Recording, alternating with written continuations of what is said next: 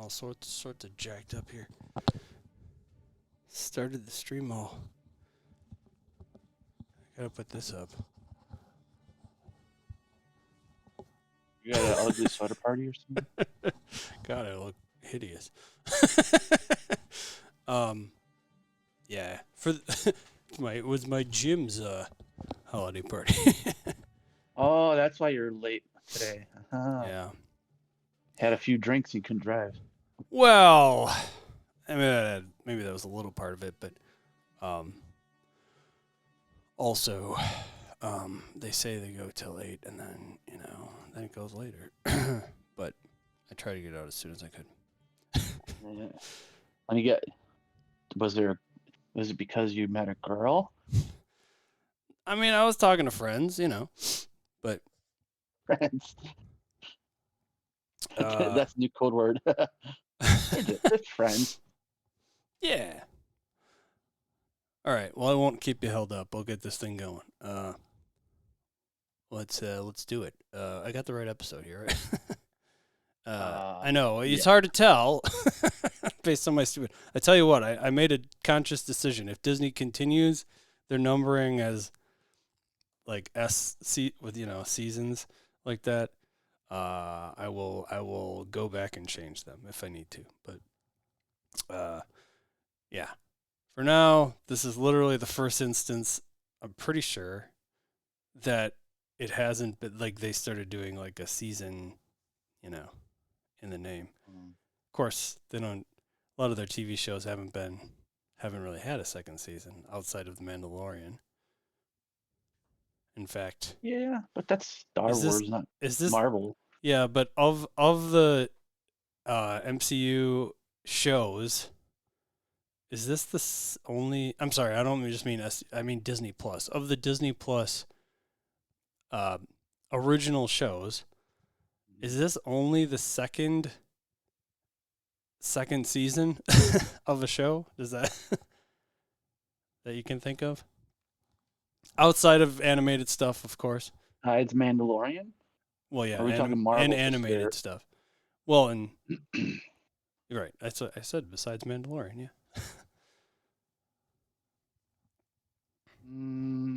I can't think of any. And animated, yeah. Obviously, we've had season 7 of Clone Wars and season 2 of Bad Batch. And there's another season 2 coming up of Marvel's What If. That's actually coming out next week. True, the animated stuff's getting next Friday, and then from next Friday for 9 days straight, you'll get a new episode of What If. Nice. Huh. Well, I'm not gonna lie. New Year's Eve. That's funny. Really? Mm-hmm. That seems like for some people, I guess that's time to watch it. I mean, I'll watch it before New Year's celebrations start, but I'm not gonna. I mean, that's like, but that is like certainly more of an adult geared animation, right? Like, that content is pretty adult, I feel like. It does have some slightly swearish words, so. Yeah. Seems like an interesting one to put on New Year's, but. You watch it. Kids could watch it. Yeah, I suppose. I mean, kids are used to hearing. It's less about like certain words. It's less about adult content and more about adult themes, I guess. Like, more dark. It's certainly more dark, or at least it winds up being more dark than. It's very dark. I think. But... All right, let's go. Let's do this. All right, in 3, 2, 1.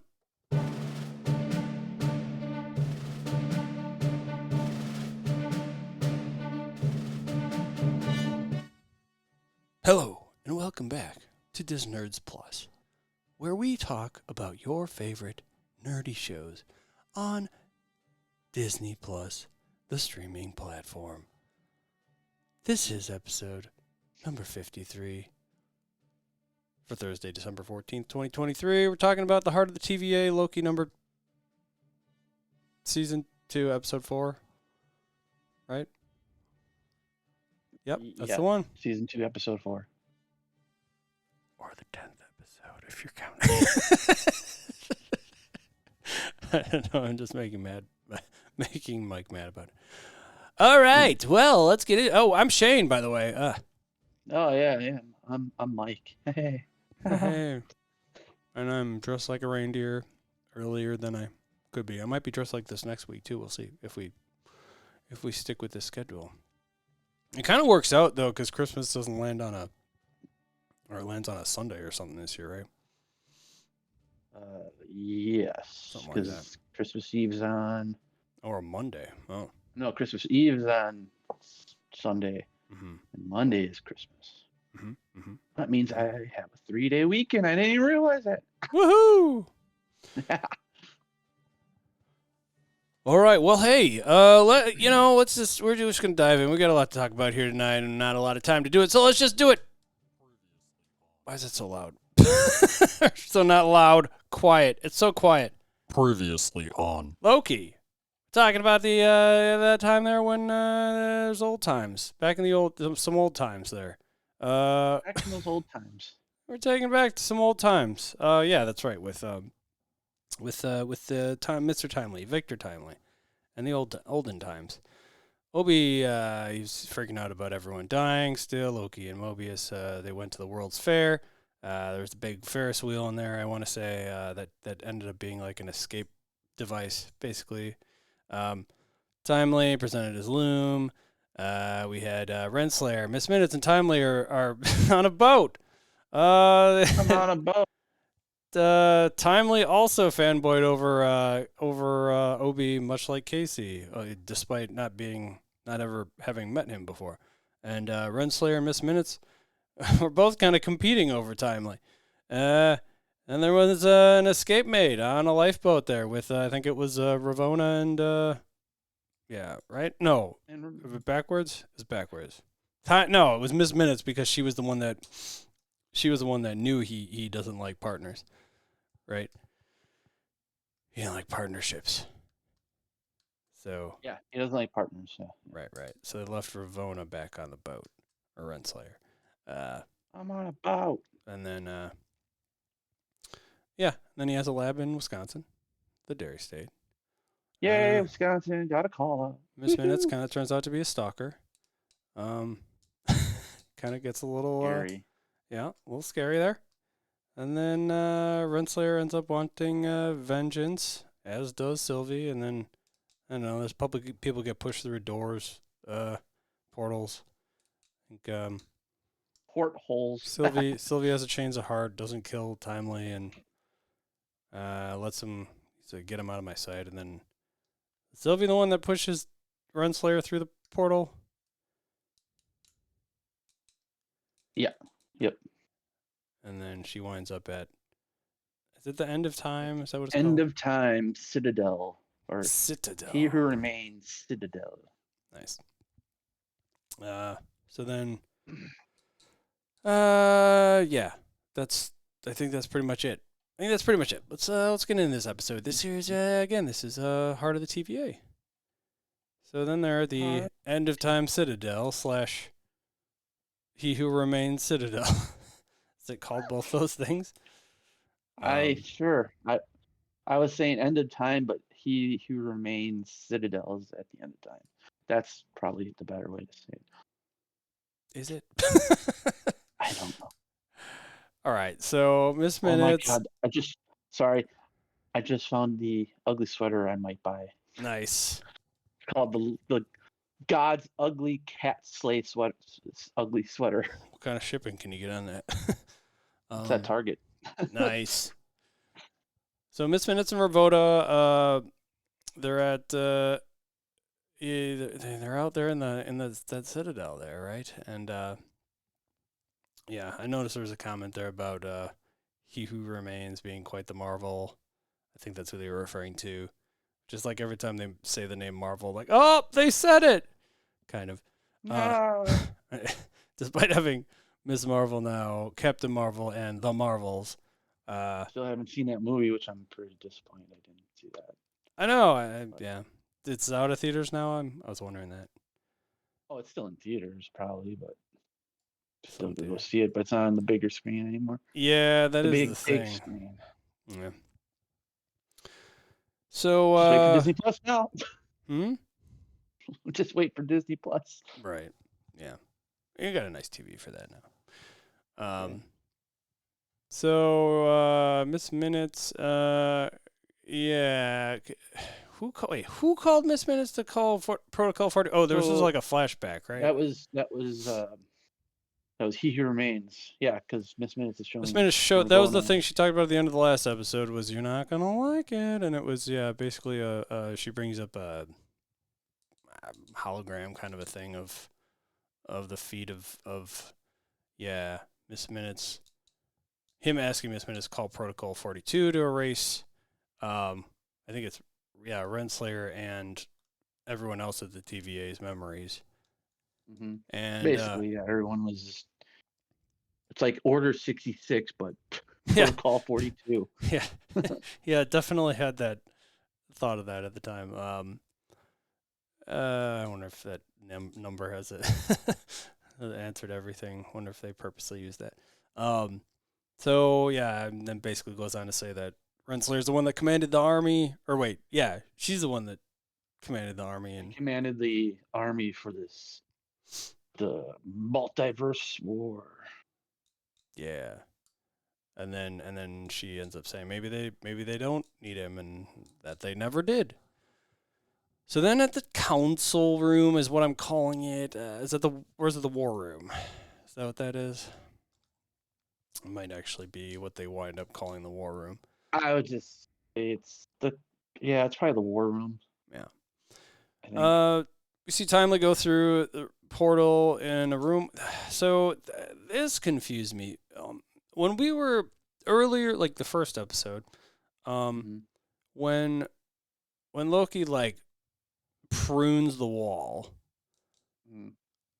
when he pruned the wall, it like revealed those faces, right? Mm-hmm. So did that was a permanent change to the wall? Is that what happened? Yeah, they basically like made a new wall over the old wall to cover it up. I think that was part of Protocol 42. Everything was kind of just whitewashed. Gotcha. Okay. Fair enough. So, all right. So he basically comes out of the portal right in front of basically his own faces, despite not being a variant of He Who Remains. Timely anyway. Or Kang. It gets confusing. Yeah, and it turns out, which by the way, I may as well let this slip out. So I'm sitting last night watching this episode. Yeah, I don't normally do this, but yep, binge the whole rest of the series. Didn't really plan on doing that, but so I know I know everything that's coming, but I won't talk about it all here. Yeah, he's in front of in that room there, in front of the faces. He walks out in the hallway and he starts seeing walks to the end of the hallway and sees the three murals there. So then B-15 comes along, walks up to him, and I guess she's kind of like, you're him kind of a thing, right? Like, I don't know if starstruck's the right term here, but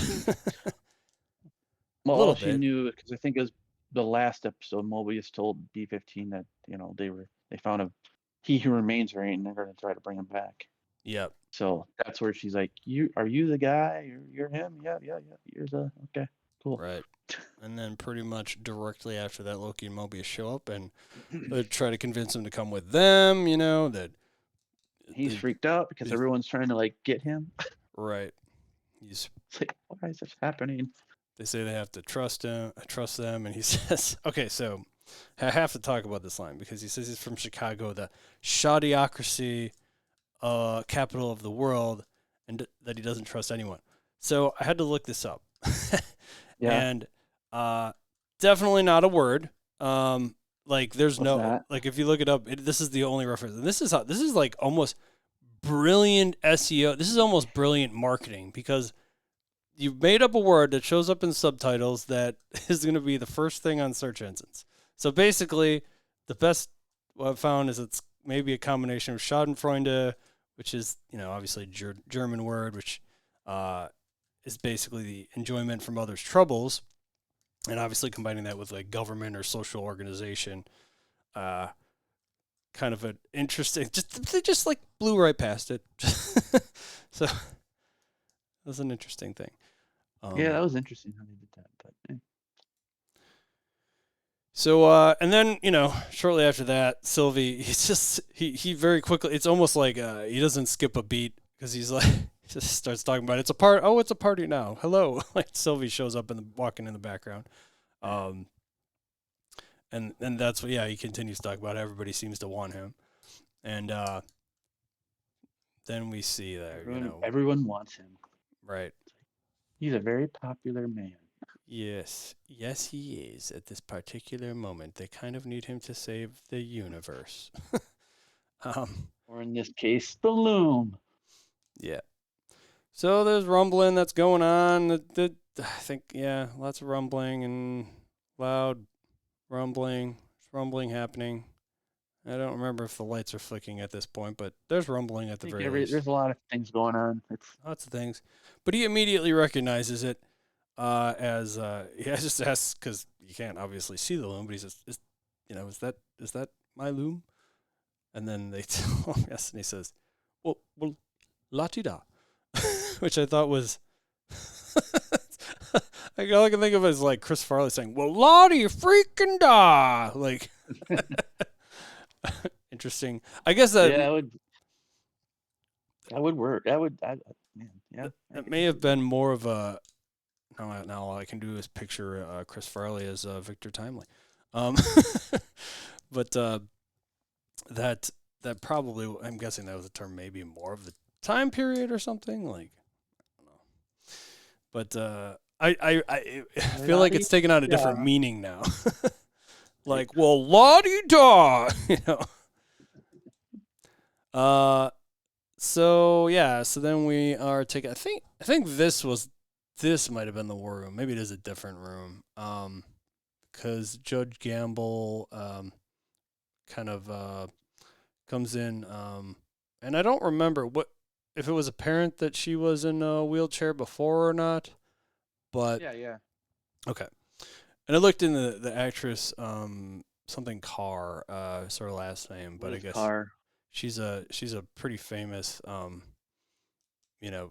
I don't want to use the wrong term, but handicapped or disabled, whatever you want to say, actress out there. But she seems like she's pretty popular actually. What was her first name? Did you have it there by chance? Liz Carr. That's right. Yeah. So she comes in with B-15, and B-15 kind of confirms with her that Dox is alive, and she goes on to say that in the past they would have pruned all the empty or branch the what do they call them, branches, the like stray branches kind of just to kind of basically save the extra TVA branches. Yeah, basically just to kind of save the TVA.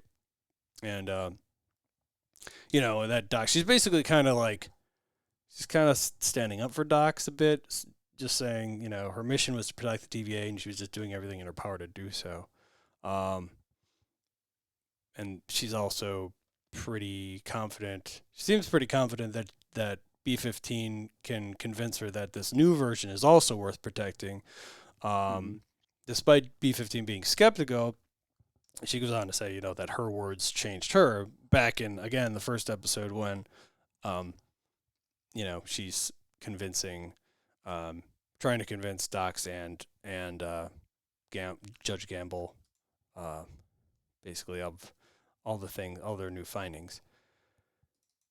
So then at the Loom, actually real quick, not that this matters too much, but I'm pretty sure that's the war room. Back at the Loom, they take Timely to go see Obi and Casey, and this is where we get more fanboying.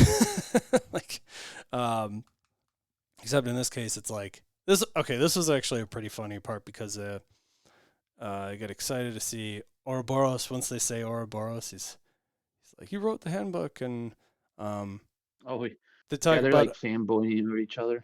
And then Obi's talking about how their work is based on each other's, and it's like a snake eating its own tail. which is like, oh, I see what you did there. Boris gets it. And then of course they ask if they'll inscribe each other's handbooks. It's just like this is like just a trifecta of fanboyness going on here now. But oh yeah, it was great. And then it takes Sylvie to be like, can I suggest we break up the bromance and fix now, sign later? And then Right.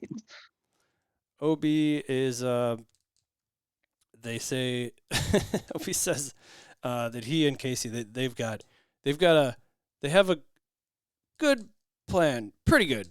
They have a plan. It might work. They don't know. To which then They're optimistic. yeah. To which then Obi rolls over his shoddy slapdash work of a model. It's not to scale, only one coat of paint, and he didn't have time to carve figures. And really, he's just embarrassed that because Victor's there, and Obi says, Doc Brown moment, totally. Yeah, scale. That's totally Sorry, what it Marty. was. I couldn't put my finger on it. That's no. hilarious. Oh God! I should just buy a scan thing. You know what I need to get you for Christmas. Uh, So yeah, that's hey, a great point. I did get a case for my phone finally. I just ordered one today. Oh, nice. There you go. I think I need one because I've been dropping my phone like too much, like you said. I don't know what's up with me. It's all good. So yeah, he's embarrassed. Oh yeah, Mobius because Victor's there, he's embarrassed, and Mobius says, "It looks great." And then, come on, man, it looks great. And You're good. come on, you put all this work. It looks great, man. Obi then like gives a little smile. He's like, yeah, okay. I know. It was like a genuine smile, like, "Aw." So then he goes on to talk about the throughput multiplier. They got to take the throughput multiplier down the gangway, which is that big long bridge for more lack of a term. You know what I realized that is? That's freaking Cerebro's. It's basically exactly what Cerebro looks like. When I think about it in X-Men. Maybe they got the idea from. I'm sure, like whether had to be inspired, whether subconsciously or not. But I'm thinking so. Yeah, they take it down the gangway, put it in the launcher, and then hit the green button. Is how that all works. And then it's going to dock with the Loom and scale the Loom's capacity, which we found out more about later, exactly the science behind that. Or maybe we talk about it. Yeah, we talk about it right pretty soon here. To manage the backlog of branches. And then... And then this is great. This is such OB throwing shade here. The problem that was created when someone killed He Who Remains and ruined my life. Sylvie just kind of smiles. She just smiles. Like, yeah, that was me. I'm proud of it. Yeah. Whatever. So then that's when he goes on to explain how the rings of the Loom are not wide enough, and they need to make them bigger. The runes of the Loom. The runes of the Loom. Sounds like a WandaVision favorite underwear brand. They need to make the rings bigger, so that more branches fit through it. And he's talking about how there's much more temporal radiation out there, though, and that's where Mobius says, "Oh, look, Loki's really gonna have to huff it then," and then they kind of get into arguing about who has to. And then they look at the little. What's that? He's like, why do I have to hoof it? Right. Because it's your turn. And then I don't think Mobius wants to lose his skin is what it is. Yeah. So then they look at, I mean, it looked hard before, but so then they look at the little figure which is very, very accurate looking figure of someone in a suit. And they're arguing over who it is in the suit. And then Mobius is saying, it's got your shape. And then Sylvie jumps in and says, he's wearing a helmet. He doesn't look like anyone. It's true. But Obi thinks it's doable. But they need to be super fast. And, the bigger issue being throughput multiplier doesn't actually work just yet. Yeah, so, it's kind of just a prototype that they don't know how to make it work. It's weird. It's like, wait, you built it, but you can't make it work because you're missing a piece to it. Right. What? So then Timely guesses the Loom's. Timely's kind of very quickly picks up on this, and he kind of goes around the little scale model he has of the Loom and says, he's guessing that the Loom's temporal decay outpaces the multiplier's throughput capabilities naturally, and he had the same problem with his Loom until he made this metallic spinny sphere thing. So he opens it up and it starts winding the gears within it. And he also talks about how I think it's the time chair that we saw technically in Ant-Man Quantumania. Really? Oh, because it looks kind of similar in a way, but just more advanced.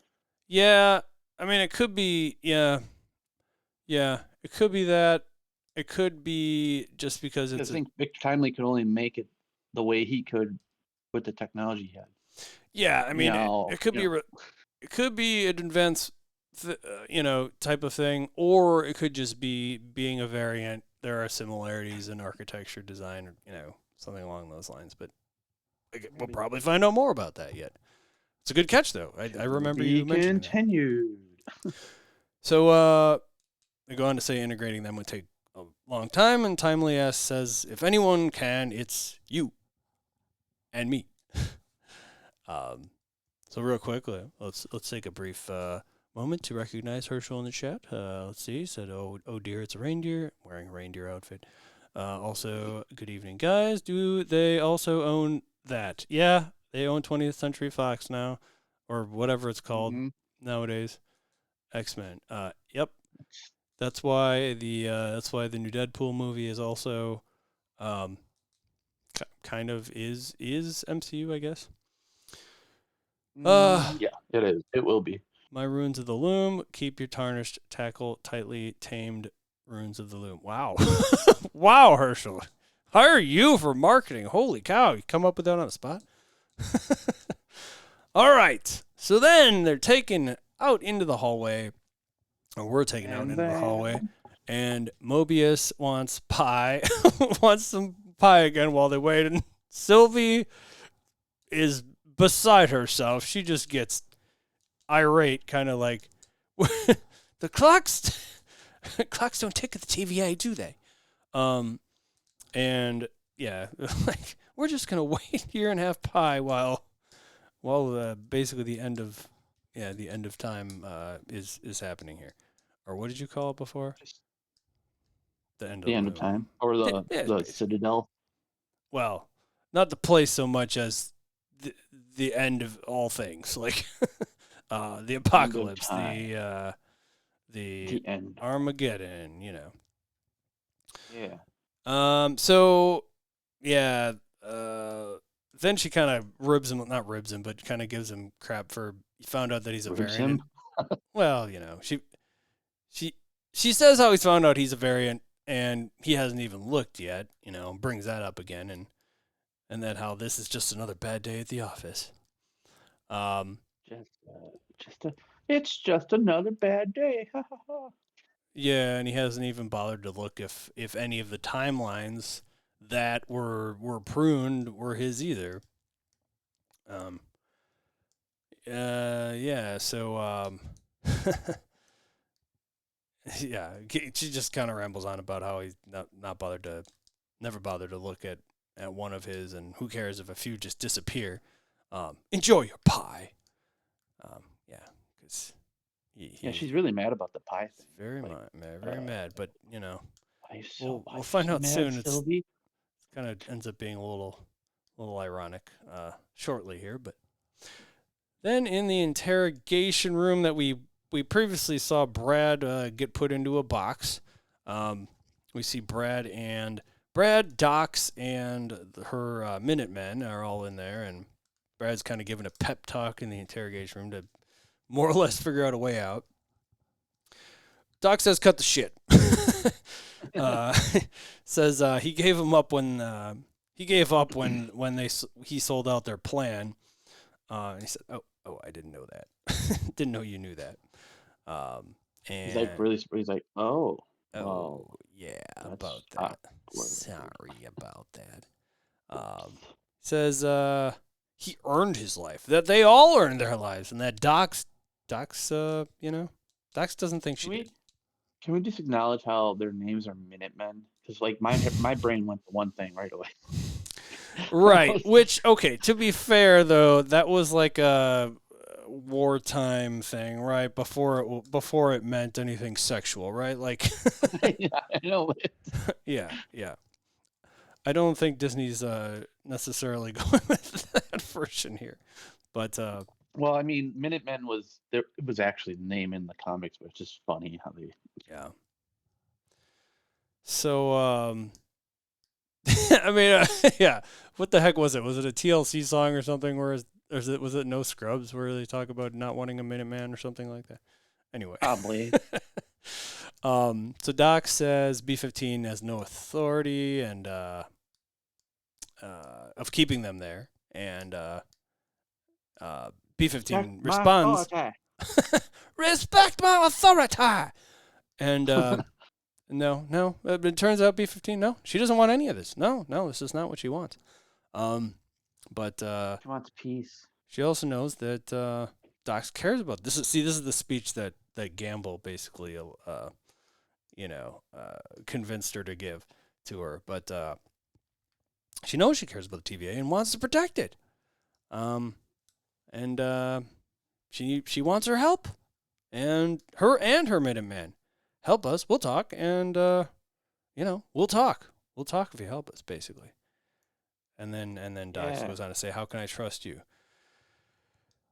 Then B-15 again. She might not see eye to eye, but she cares about this place, these people, and so do you. And she gives them a little time to think it over. Walks out, which is maybe the biggest mistake she could have made.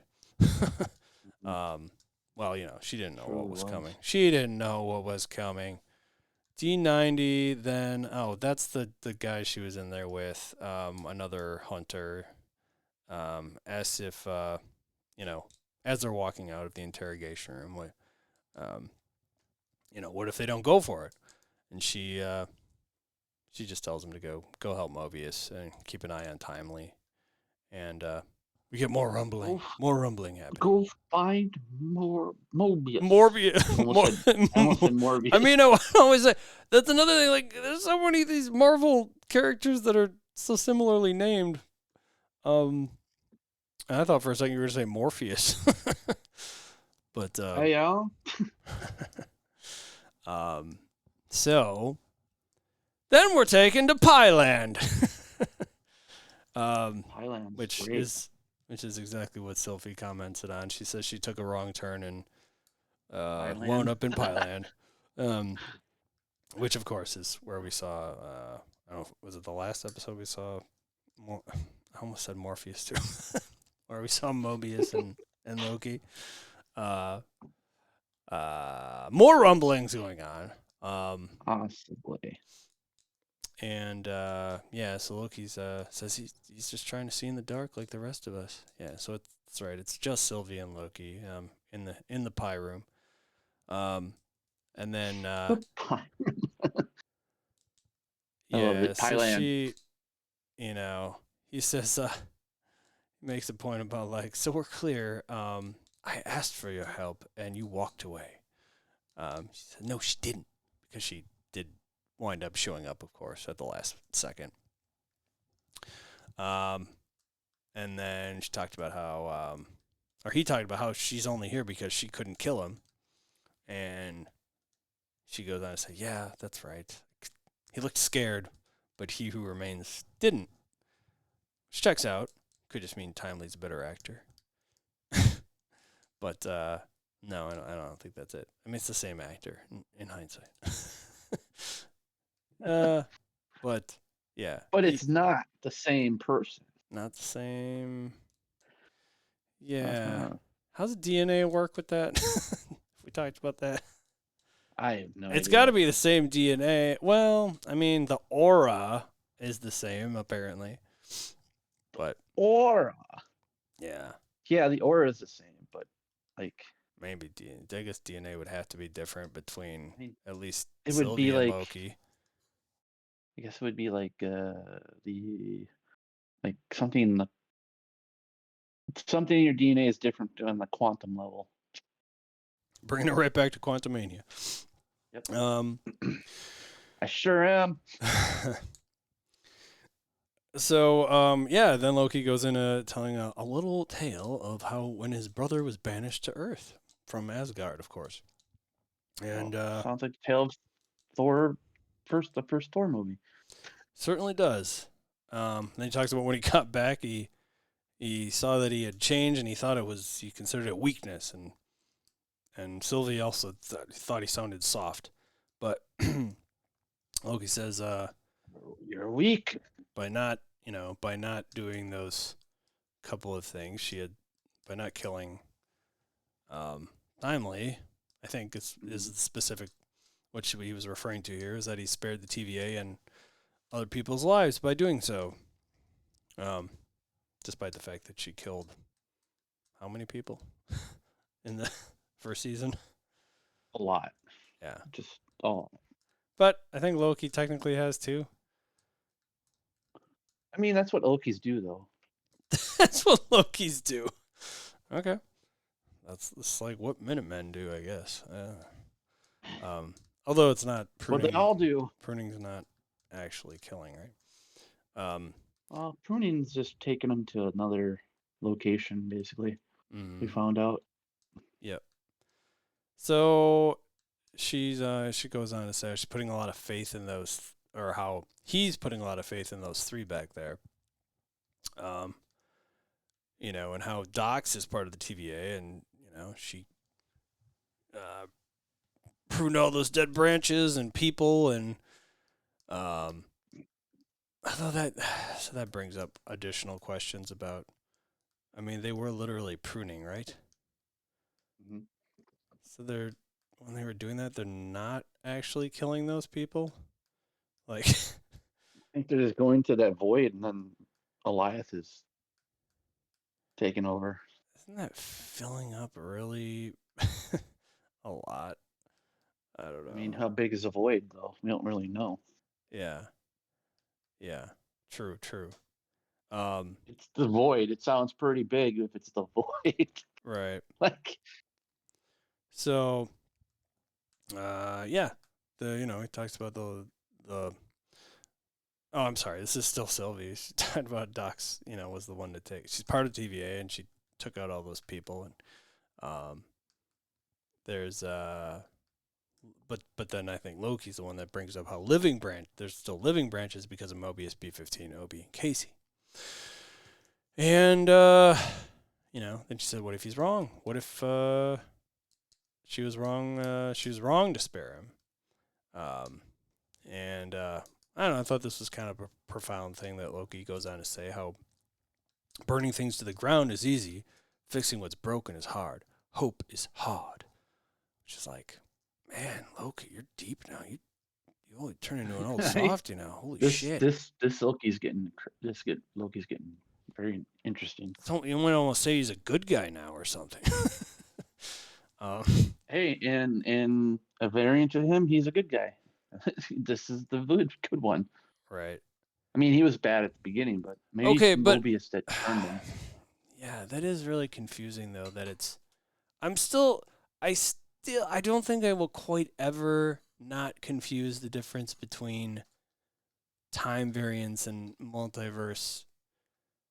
Do they not call them variants? Do they still call them variants in the multiverse? So there's different. Yeah, still. I mean, they like different movies have different names. They're different. All the Marvel stuff has different. Like in Quantumania, they used variations. They didn't say variant. They said variations of myself. So it was like variant, but just the longer actual term for it. Interesting. Because variant has only been used, I think, in Loki. But the thing that's really striking me is like in each multiverse, there's also its own timeline and branch timelines potentially. Like, yeah, I mean, they're all doing their own thing and going through time. Right. So, they talk about how Timely can save the TVA, and then we hope that the TVA turns into something good. Oh, I guess that was Sylvie's concern. Just timely save after timely saves the TVA, then we just hope that the TVA turns into something good, and hope timely doesn't turn into He Who Remains or something worse. It's a lot of hoping, and lots of hope. Hope. yeah. She said she didn't have time. She didn't have him down as being an optimist, but that it's the best. He says it's the best option they have. Yeah, so then she goes on to say how, so you're going to you bring him behind the curtain, show him all this, and then send him home? And, Loki goes on, he's just really trying to sell this. It could be a good thing. Maybe it's a good thing. They can watch and protect him. And then she makes a comment about interfere for good. She's heard that before, which I was trying to think about what that specific reference was to, but I just like her past and everything, I guess.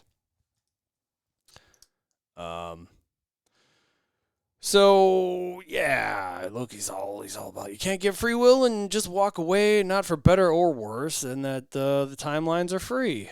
But it's up to them to protect them and do better than He Who Remains.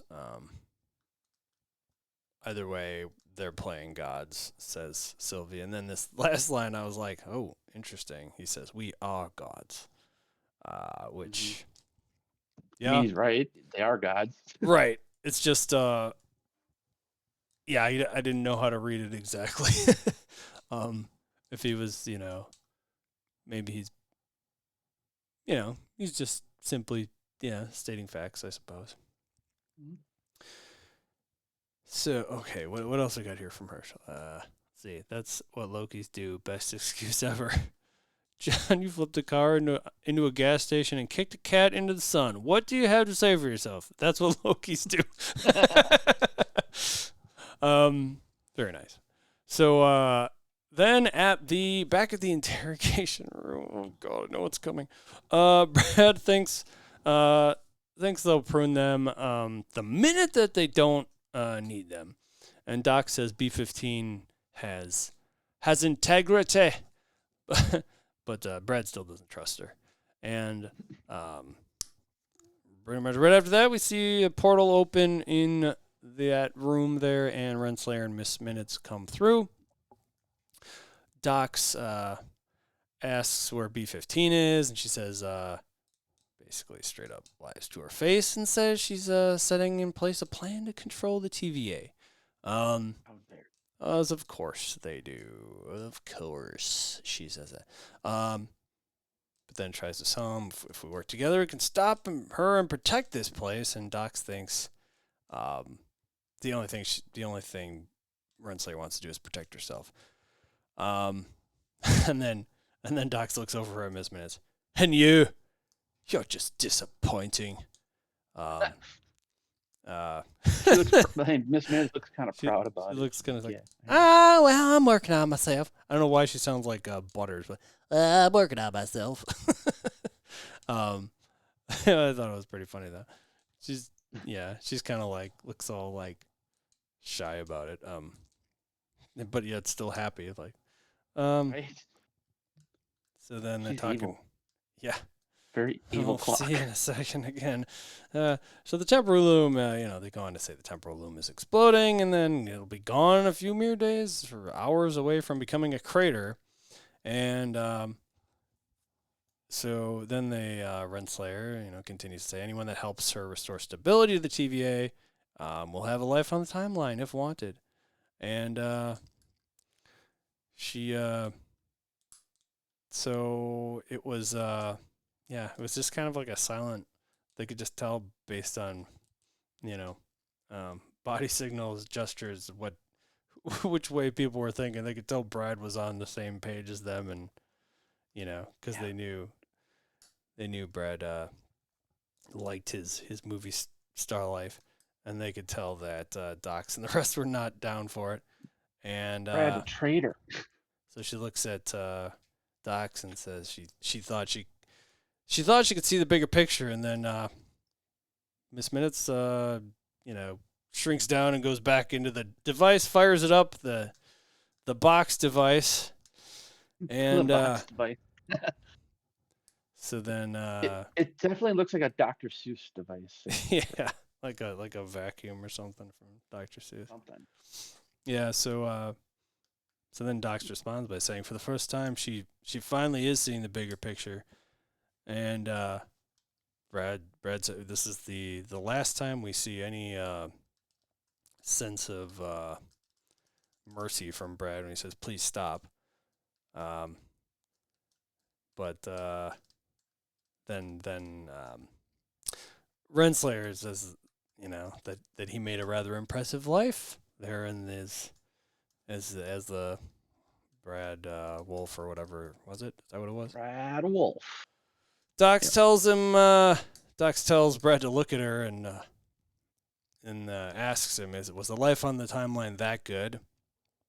And then we see the box quickly appear around every other person but Brad. Well, everyone but Brad, Renslayer, and I guess Miss Minutes.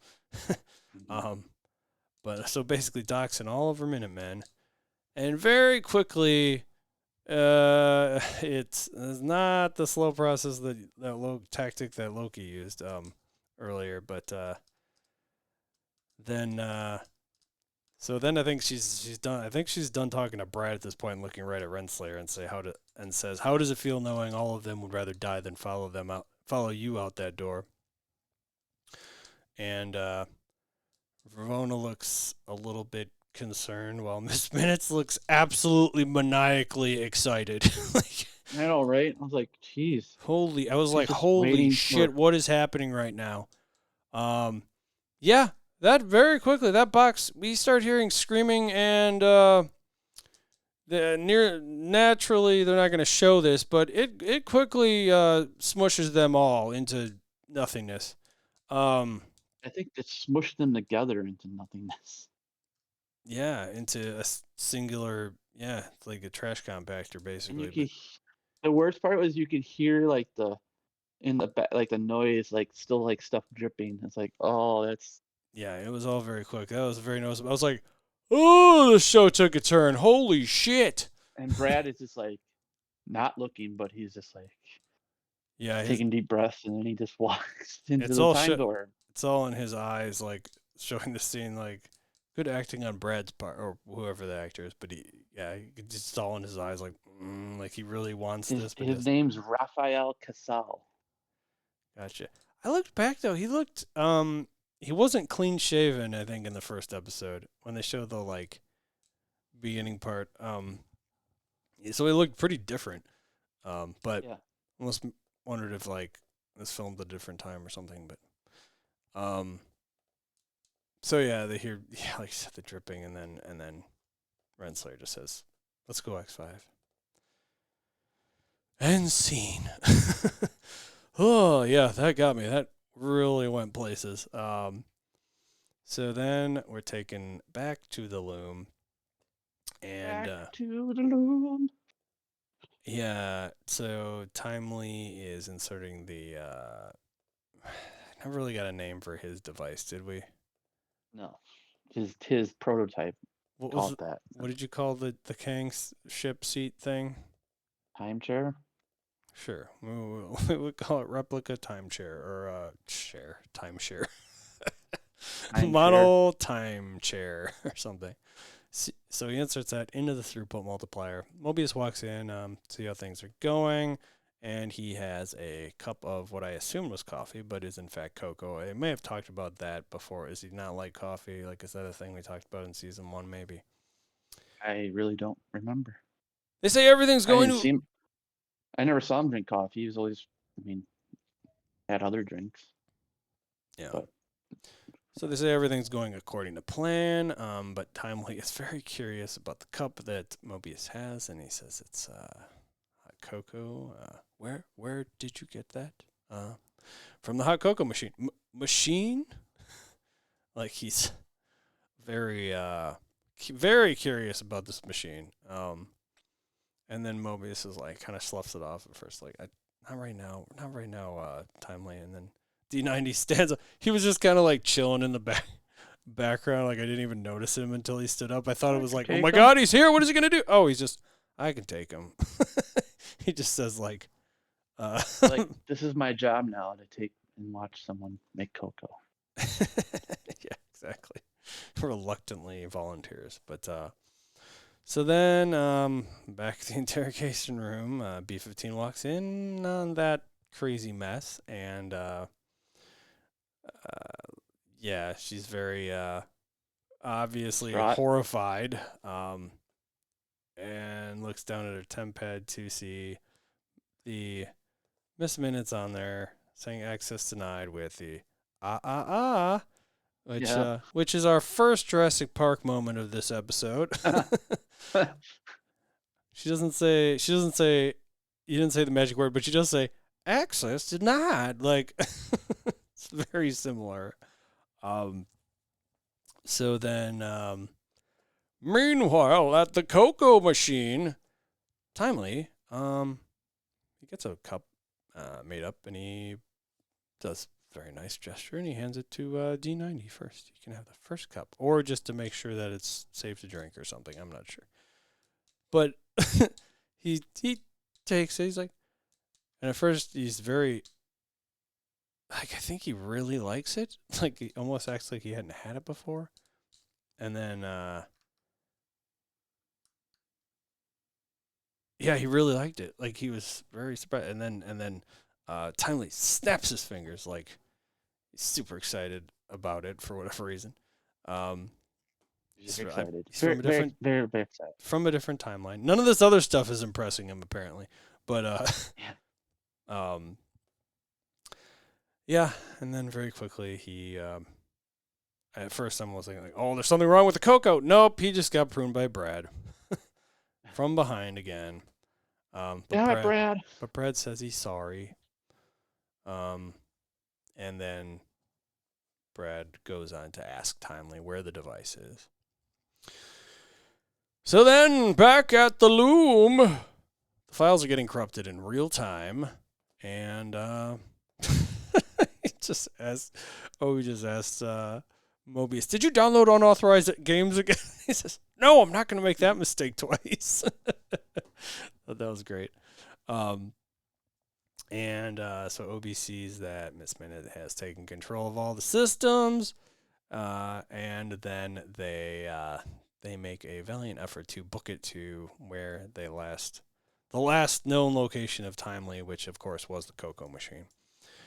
So we see 4 of them standing around the dropped cocoa cup on the floor there, and so Timely's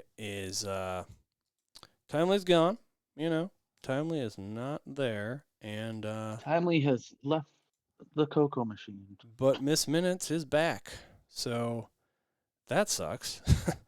So then B-15 maniacal killing clock now she can be called. Mm-hmm. So then B-15 shows up to tell them Docs and the team are dead, and kind of like what? But she pretty quickly figures out it's got to be Renslayer, which she would be correct, as we had seen that already happen. There's more rumbling, and she asks if the multiplier's ready. Obi says theoretically it's ready, but he hasn't had time to test it. Without Timely, doesn't really matter. They need his aura. So Loki picks up the prune stick that he sees that was, I guess, this would have been D90's and not the one Brad used, I suppose, right? Yeah, it would be D90's prune stick. Surprised Brad didn't take a second one. I guess you didn't need it. So then, gotta have a backup. Right. Then back at the council room, Timely's kind of claiming he doesn't know what device they're jabbering on about, and Brad, as he's coming through the door, and Brad, asks him to sit down, basically forces him to sit down. But then both Renslayer and Miss Minutes look pretty pissed at him naturally from the last that they left him, or last encounter. He left them, I guess.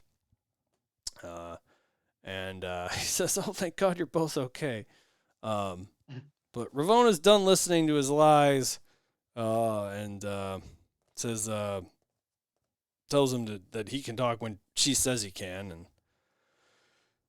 so then one of the next things he does is he brings out the handbook from in his pants. Yeah, he had it hidden in his. Like down the front of his pants, which is like, Guess so. okay, I don't know. Maybe it's right. Timely's that an was where you interesting. hid your stuff. He's an interesting guy, though. That Timely. He's a little and cuckoo if for Cocoa you Puffs. don't like what I have to tell you, then they say, well, then X5 is gonna find a very thorough and incredibly painful way to kill you. And then he just says, "This is great." He says, "It's a very small box," which I thought was a great line. But obviously he knew it firsthand. But and I didn't really think of that in that interrogation scene. Like, he actually maybe he did have trauma. He probably had PTSD from that moment. Like, Yeah, so I don't want to like believe it. justify him like letting the rest of them die or anything, but I gotta say I don't think I'd want to be back in that box either. But yeah, that was problematic. So yeah, so then he says, he goes on to say, "Ladies, I think you're going to like what I have to say." Quickly changes his tune. So then back to the Loom. It's getting more intense, more brighter, more splody, and then we see Loki and Sylvie kind of running through the halls, and see that there's a camera that looks, I guess Miss Minutes obviously has the camera system as well. Sees Loki and Sylvie there, and as soon as she heads in the elevator, she closes it, locks her in there, but tells Loki to take the stairs. So then back at the Loom, they're talking about how I think it's there's a loud noise, and was it Mobius here that says that sounds like a noise sounds like a noise you want to hear from farther away. Yeah. Very loud. I don't know if it was actually Mobius at this point. I want to say it was. So then at the I put control center. That's probably not the right term for that, but the It's like the modern. I can't That say the might- word right now. is that Monitor one? room. Is that one the war room? I don't know. But yeah, the one with the monitor. Council room and the war room are the same thing. Okay, but like there's a reason I felt like that wasn't the case, because maybe I'm confusing it at the very end of the series, and again, I'm not spoiling anything, but there's a room that they call the war room that I thought was the monitor room, but maybe not. Maybe that's different. Yeah, you're right. That's different. We'll call this one the command center or whatever. I think they say it by name at some point, but even in this episode, I want to say we talked about it. But anyway, Loki looks up at the timeline on the monitor, and then he looks down at the clock. So this part gets a little bit. I mean, this is a cool scene, but I'm a little bit confused about him having a clock here. Because, so which Loki are we looking at here? The one with the jacket on, right? Or no, that was the one without the jacket. So we're looking at the episode 1 Loki. Right. And that, so like I thought it was a little off. Like okay, he's got a clock. The Loki with the jacket is the prime. Is like our Loki that we're following. So this is episode 1 Loki that looks down at his clock. Says there's still time. I didn't even really put it together at the time. It took me a minute to realize. It jumps around because you go from one without a coat, wearing the same outfit he was in the last episode of season 1, and then you got the Loki with a coat. Yep. So then there's complete chaos in the hallways. This was whichever. So he's running through the open, basically the open air hallway. We see that it shows like the center of the TVA. Bunch of people running around. And then we see Sylvie in the elevator, and she gets access denied. The elevator stops, access denied, and she quickly rips open the panel in front of her, like the speaker panel or whatever, and she says she's tech savvy and messes with the wires and gets the elevator going pretty damn quickly. So then back in the hallway, we have the clock that he's got turns green. The episode 1 Loki, and then we hear the phone again, and he says, so it must have been a lot of back and forth here, because it says that he's the one that has to he says that he's the one that has to prune in front of the elevator. I don't know what I meant there, but I remember him saying anything. No, we just see that he sees himself in front of the elevator, right? Slowly walks he hears the phone initially, and then starts walking in that direction. Obviously, he sees himself in front of the elevator, and so he gets pruned. He prunes himself because he knew he had to at this point, from his past. And he figures out, oh, that's who pruned me. Oh, okay, myself. Right. So then, as soon as that happens, because as we remember from the previous scene, Sylvie says, "There you are," and then he immediately gets pruned, and then she sees him again. She looks obviously pretty puzzled, and he says, "I promise you this will all make sense." She says, "Huh?" So then Loki actually answers the phone. This is like slow motion, like answering the phone, like finally getting to whatever this phone call was. And it's just Obi. About time. What's taking you guys so long? I just love that it's just so like cheery about it. So he tells them that when I say Obi, it tells Obi that Miss Minutes is sabotaging everything, right? Miss Minutes is the one that's sabotaging everything. And he also talks about how he could take her offline if he reboots the system. He goes on to say they'll lose the entire safety system and the security protocols. And then Moby says, like, what do those do? The dampeners that prevent the magic go down. So this is another moment that totally reminded me of Jurassic Park when they turn off the power, have to reboot the system or whatever. Yeah.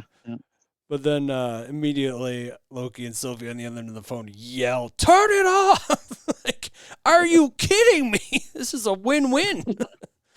The whole time. So then at the council room, or war room, Timely is explaining how the device works. And Brad thinks he's stalling. He's like, Renslayer says, they know how it works. But the lights start flickering in Miss Minutes. Says this one's not another power surge. And then someone's trying to reboot the system. She can't access it, and then she starts freaking out. She's getting locked out, starts stuttering, and then as Timely sits down and says, "Well, mocking is just isn't necessary." Yeah, that was great. So they're taking her offline, and she's losing her cognitive facilities. She basically dies. At least she looks like she does. She goes through all these different phases of decay, which she basically kind of turns into a zombie. But not before saying, "There's one thing I need to tell you," to Victor. And they think it's going to be like a love thing. And she says, "You'll never be him." Ooh. Ooh. Right in the gut. Yep. And then she reboots to a very super basic graphic, which reminded me of like what your Apple Watch does when it goes into low power mode. Basically, just like super low graphic, like ASCII code, I think is maybe a way to describe that. But yep. And then the light goes completely out, and Renslayer tells Brad to go, check it out. And then and he's in the hallway, looking scared as hell, flipping around, like thinking somebody's gonna get him. He is a total wuss. It seems like based on this, but he fires up his prune stick like it's a lightsaber, and Yeah, right. and then we hear Loki whisper, "What do you say, X5? Fancy a rematch?" And then Sylvie comes from behind him and covers his eyes. They start glowing green, which made me think. For some reason, I thought they were just gonna like take his form entirely. Well, I thought this was just Sylvie walking in the room, but nope. Brad walks in and tells Renslayer, "Come here." Just kind of like takes her aside and says, I didn't think I'd see you again so soon." And then Loki and Sylvie run in. Loki says, "Timely, get over here," basically, and Brad pretty much immediately just prunes Renslayer right there. And bye, Renslayer. Bye. So then in the back in the hallway, I thought this was great. And Timely yells, "Which way, wizard?" Then, "You saved my life." And then Loki's saying, as they're running along, "It's time for you to return the favor. Let's go." So then we see in that back in the war room, right, Brad's eyes go back to normal pretty quickly. And that's one of the last times we really kind of hear from Brad, I think. But back at the Loom, they bring Timely in there, tell him to put his head in the scanner, and he asks if it's safe, and they say theoretically, but of course it hasn't been tested. Obi has to mention that. Loki says it's fine. It's fine. Loki knows what he's talking about. We're good. Yeah.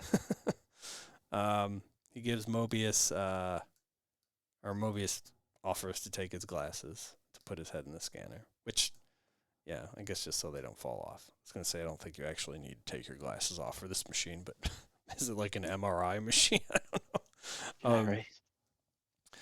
And then as soon as he puts his head in there, "Welcome, he who remains." There, they got the access they needed. And say they have to move fast. Mobius says he'll do it. And then,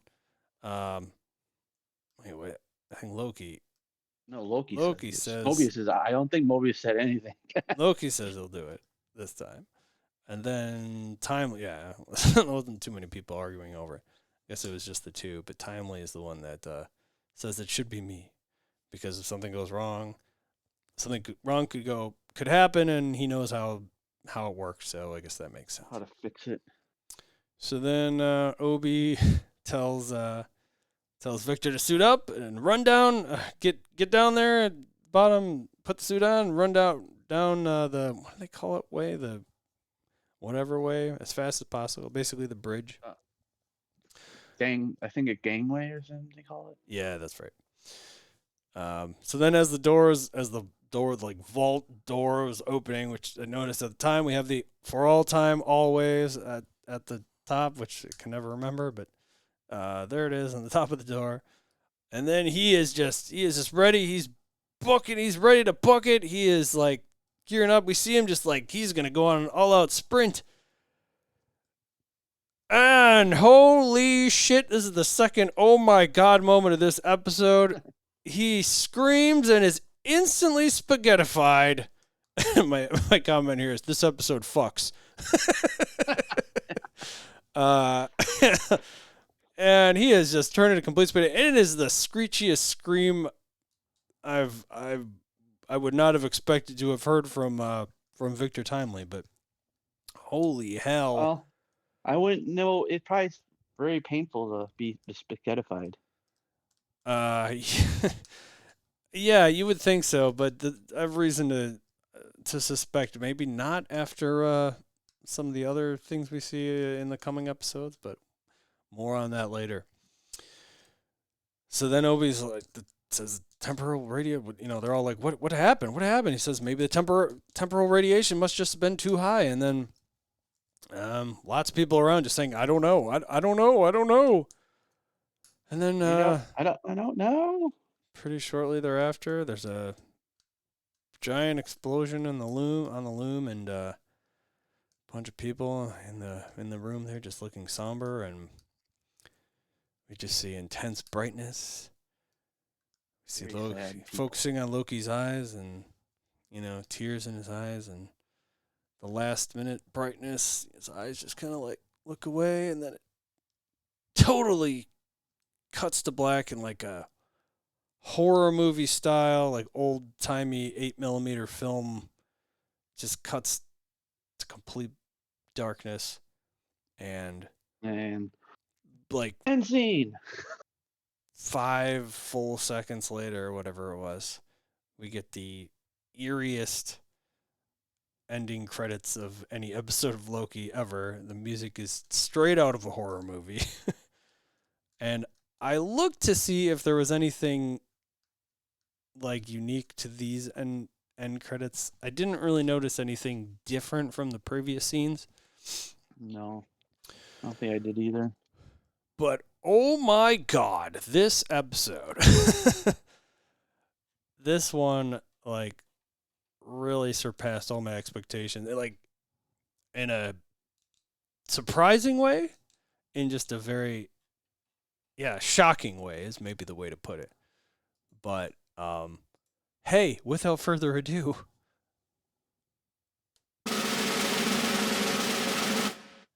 I'm gonna give this one a 4.8. Wow. I really like this one for those, like, I don't know, the like horror elements. Like, I gotta say, like, they're terrible and awesome at the same time. Like, I didn't expect them. I'm not going that high. I'll go 4.5. Yeah, fair enough. Good stuff. Yeah, still good. That's pretty high rating either way. But so good. Yeah. I just had they did such a good job with that spaghettification too.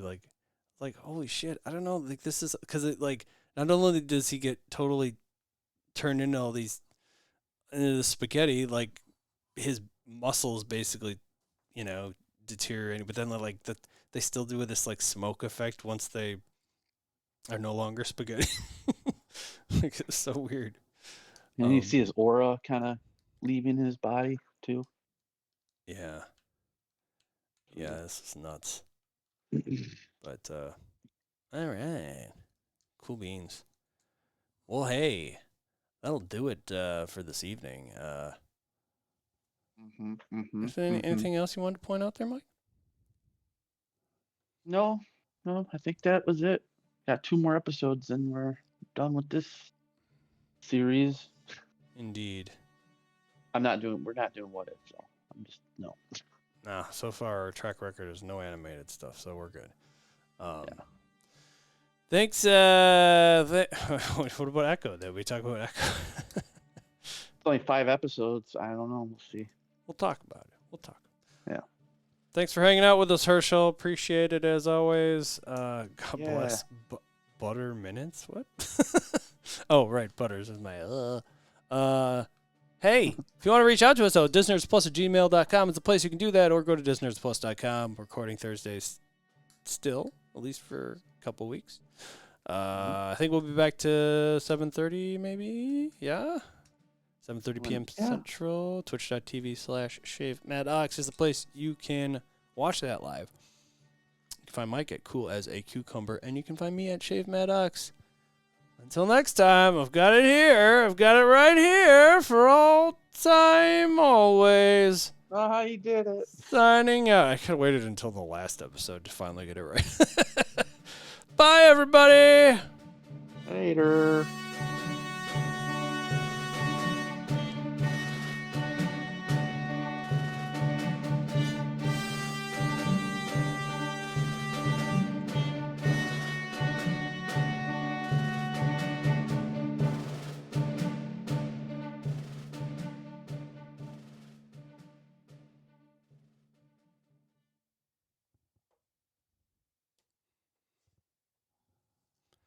Oh, okay. The beautiful Yeah. thing is I already wrote up the summary, and I can just basically get this uploaded pretty quickly. Nice. Yeah. Yeah, and I'm gonna go to bed because get through the last day of this week. Yeah. Then we got. Yeah, and then I gotta go and I still gotta go get stuff for this Sunday because I have to cook the chili on Saturday. Nice. Yeah. Or well, I could do it Sunday, but I have to wake up like middle of the night just to start it. Yeah, it doesn't sound fun. Oh, we'll see. You're like, Who knows? no, I want to do it. Cool, man. Yeah, and then ugly sweaters Mm-hmm, before that. Stuff. Well,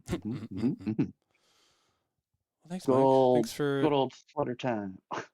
Thanks for doing this this late. Appreciate you. Problem. Well, I'm gonna go to bed now. All right. You have yourself a wonderful rest of your night. You as well. Thanks. Later. Bye.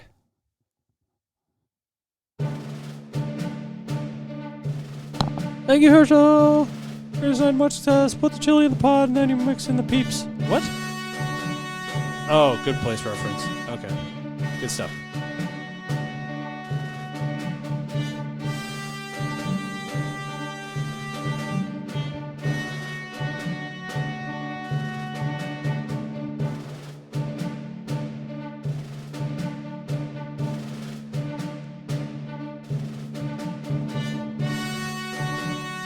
Can't find the damn cursor!